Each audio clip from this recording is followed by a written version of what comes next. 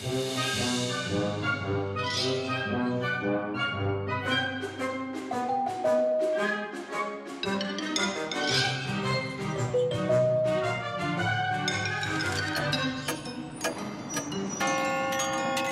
contes fantastiques de Macha. Allons-y. Installez-vous calmement. Glissez-vous sous la couverture et commencez à trembler. Je vais vous raconter maintenant une histoire d'épouvante que vous n'avez jamais entendue avant. C'est l'histoire d'un tout petit garçon qui a été envoyé dans une nouvelle école. Son ancienne école était bien, mais elle avait fermé pour des travaux. Seriosa a donc été envoyé dans une autre école. Alors, il y alla pour la première fois. En marchant, il se demandait « Comment va être cette école ?» Sûrement que tout est différent. Ça fait peur. Il s'imaginait alors un plafond miteux, des portes cassées, un cercueil posé juste derrière un mur cassé, des tas d'os partout et un squelette qui escaladait la fenêtre pour venir nous voir. Mais il n'y avait rien à faire. Même si ça faisait peur, ne pas avoir du tout d'école est encore plus effrayant. Mais si cette école est différente, alors les professeurs aussi doivent l'être, et pas comme les êtres humains. Dans une main, ils ont un livre, et dans l'autre, une ceinture en crocodile. Il suffit de regarder cette ceinture pour sentir les larmes monter dans vos yeux. En classe, ces enfants étranges apprennent des leçons complètement différentes. Pas de leçons sur la nature à travers le monde, mais des choses vraiment, vraiment difficiles ou des choses absolument dégoûtantes. Par exemple, les aliments qu'on leur sert à la cantine. Et si on n'arrive pas à compter en classe le nombre de pattes d'une horrible chenille velue, on a alors une mauvaise note. Comme un 2. Non, un 2 moins. Et avoir une telle note, c'est comme si on avait 0. L'éducation physique dans cette école ne consiste pas en des exercices, mais en des combats terribles sur le ring. Tous les coups sont permis et on affronte des élèves du lycée.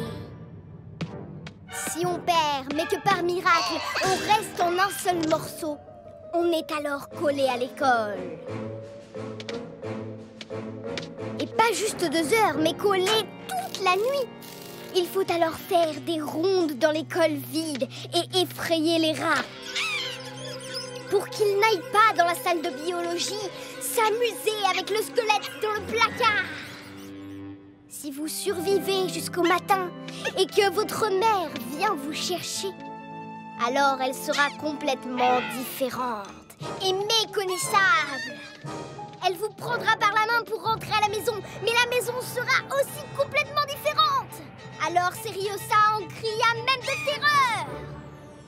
Il regarda autour et vit des enfants dans la classe. Et le professeur dit « Mes chers enfants, voici votre nouveau camarade. Et il nous arrive tout juste d'une autre belle école. » Mais là, tout à coup, tout le monde se mit à hurler et ils s'enfuirent tous loin de lui. Seriosa ne comprenait pas. Mais qu'est-ce qui se passe? Alors une fille sortit de sous son bureau et lui demanda « Est-ce que tu mords, dis-moi » Mais non.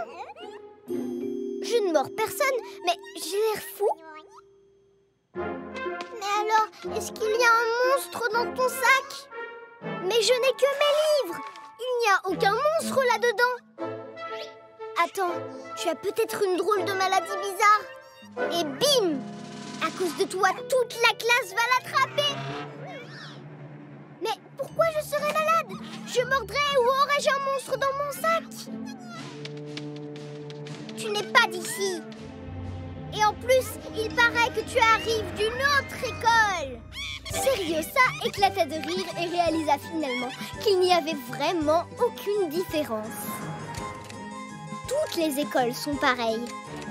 Et dans toutes les écoles, les professeurs ont des élèves comme les autres. Alors vraiment, il n'y a pas de quoi avoir peur. Et il y a bien sûr des squelettes dans toutes les écoles, en salle de biologie. Mais ça, les amis, c'est une toute autre histoire.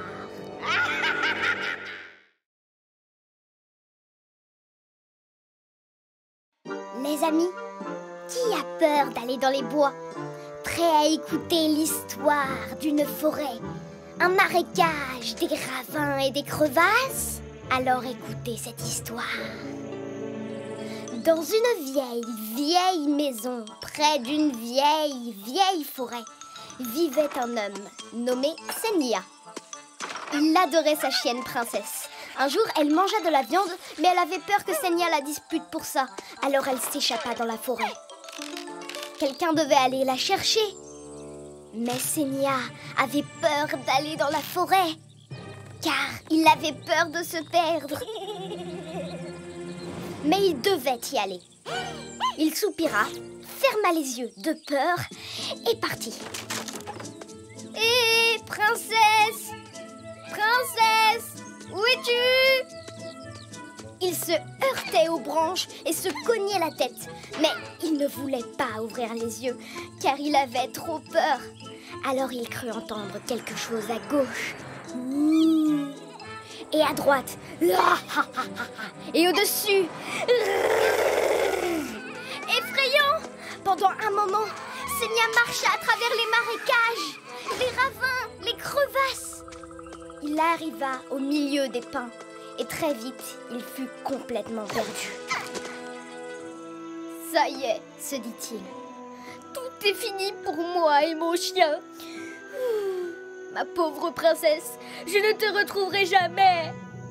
Quand soudain, il se produisit quelque chose. Senya entendit quelqu'un qui l'appelait doucement. Il ouvrit les yeux. Incroyable! Le soleil s'était couché, des nuages encombraient le ciel et la forêt tout autour était silencieuse. Puis, une voix. Tourne-toi et regarde-moi en tournant le dos à la forêt. Senya fut glacé de peur. Il se retourna tout doucement pour regarder. Debout sur une souche juste devant lui, il y avait un garçon qui ne disait rien, mais le regardait dans les yeux. Senya paniquait. Il ne le montra pas et dit: Que se passe-t-il, l'ami? Comme tu vois, je me promenais dans le coin. Wow, t'es vraiment calme. Tu vis dans cette forêt? Oh, oulala, je me suis trompée. Bref, regarde. Le mystérieux garçon crachait des graines, regardait Senya et il lui dit: Un roi, un prince, un cordonnier ou un tailleur? Qui donc êtes-vous, monsieur? Dites-le-moi sans attendre. Ne faites pas atteindre ainsi les gens honnêtes, monsieur. Alors, Senya lui raconta tout sur Princesse, qu'elle s'était sauvée et comment il s'était perdu dans les bois. Je suis Makar, le vacher, répondit le garçon. Vous avez marché très loin. Même mes veaux ne vont pas aussi loin. Aide-moi, Makar, aide-moi à retrouver mon chemin, le supplia Senya.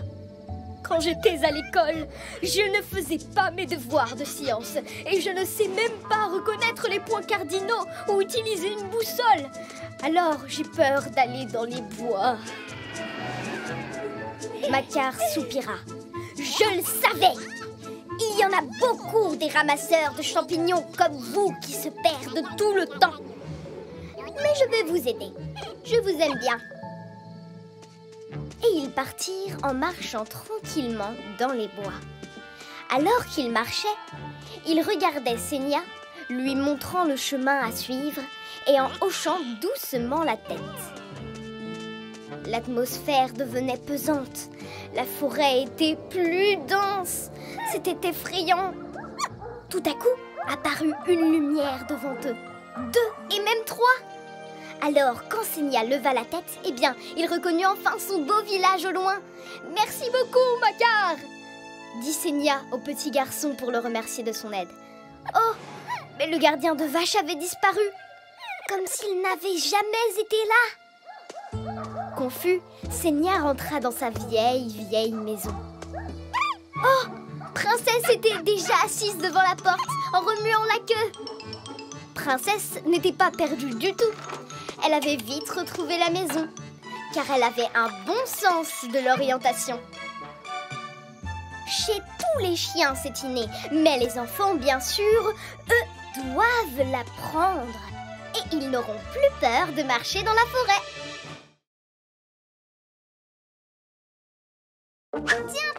Tiens. Mais où sont donc passés tous les dessins animés? Je dois absolument résoudre ce mystère. Si tu veux